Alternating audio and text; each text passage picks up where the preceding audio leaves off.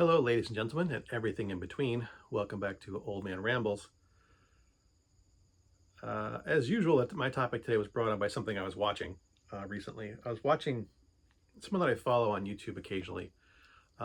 Their show is currently like a podcast. It's just a couple guys talking about stuff, and they were talking about a movie that they liked, and they were showing clips in between of the movie. The scene in the movie that they showed a clip of was bunch of friends out in the bar, reminiscing about the old days, and one of the characters sees someone who was their childhood bully.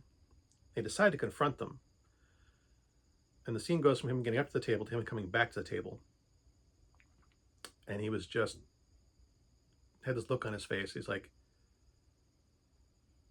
he and he says, "What?" And they go, "But what happened?" It's like he didn't even recognize me.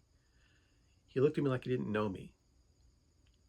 It's like this man ruined my life, and it meant nothing to him. And that kind of hit home with me because I'm not sure if I've mentioned it before, but I was bullied as a child. Not on a daily basis. I wasn't, constantly abused, but it was fairly regular. It was rare that I went a full week or more than a full week without receiving some form of verbal or physical. I hesitate to call some of it abuse, but some of it was definitely abuse. Um, I was bullied on my first day of kindergarten. Uh, I was bullied off and on from kindergarten right up through my freshman year in high school. At that point, people found something better to do, I guess. Like I said, it wasn't constant, but it was there, and it definitely had an impact on my life and my personality and my psyche and my behavior.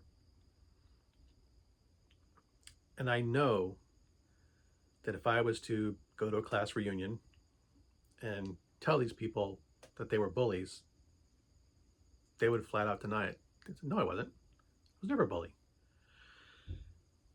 None of them ever thought of themselves as bullies. None of them thought anything unusual about their behavior. Uh, Unfortunately, I know this for a fact because my mother, bless her heart, staged an intervention. She got the school counselor. It was actually a middle school. Got the school counselor and all the people that I told my mother were bullying me to sit down in a room together. And for all my praise of my mother, this was not one of her best moments. But these people who made my childhood miserable told my mother and the school counselor that they didn't treat me any differently than they treated each other. That they didn't do anything to me unusual or different or mean, that they didn't do amongst themselves. It was all my fault. It was all my perceptions. You know, any feeling of being bullied was all on me. They thought nothing of what they did. They said that to my face. I've learned nowadays that's called gaslighting. But yeah, basically they gaslit me. They said all their behavior was perfectly normal, and it was all my fault. And it was all my fault for feeling bad and being upset. The fact that they kicked me in the spine, uh, called me names until I cried on my first day of kindergarten. The fact that they would, during class, see how many times they could walk by me and punch me without getting caught. All these things I imagined them being bullies. These people lead normal, happy, fruitful lives with absolutely no thought of the harm that they've caused. No concern. And, they would find somebody, if I confronted them now, they would find somebody to justify it. It's like, we didn't do anything wrong. We did nothing, absolutely nothing wrong. It's all my fault for feeling bad. And that's just the way bullies think. And I'm no saint. I know that I've picked on people. And it's one of those things that when I realized what I was doing, I was horrified. When I realized that I was doing what had been done to me, I stopped, because it really did horrify me. I had a high school friend who would put up with almost anything. And when he started to complain about it, I just laughed it off and kept tormenting him. Sometimes it was mild, sometimes it was bordering on abusive. And I'm ashamed of it, deeply ashamed of it, that I would behave in a way that what was done to me.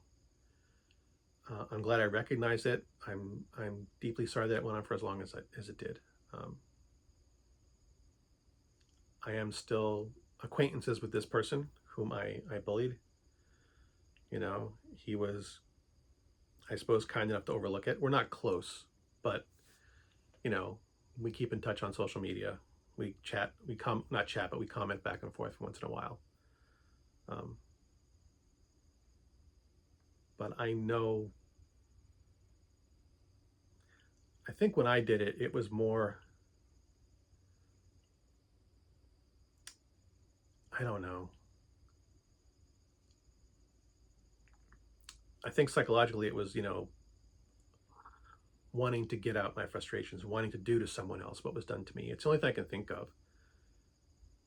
It's the only way that I can explain my delight in the petty cruelty of it. Because that's not the type of person that I am. At least not in that way. I mean, I can be petty when I'm angry, but I wasn't angry at my friend. I did this purely for the sadistic joy of it. And that's not like me. At least not when I'm not angry. If I'm angry, yes, I could be as petty and vindictive and vicious as the next person.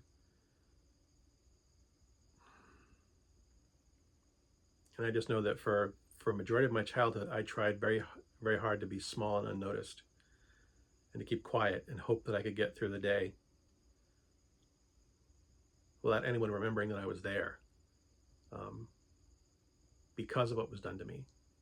And it's had an impact on my ability to form relationships with people. To this day, it's part of the reason I'm such a massive introvert.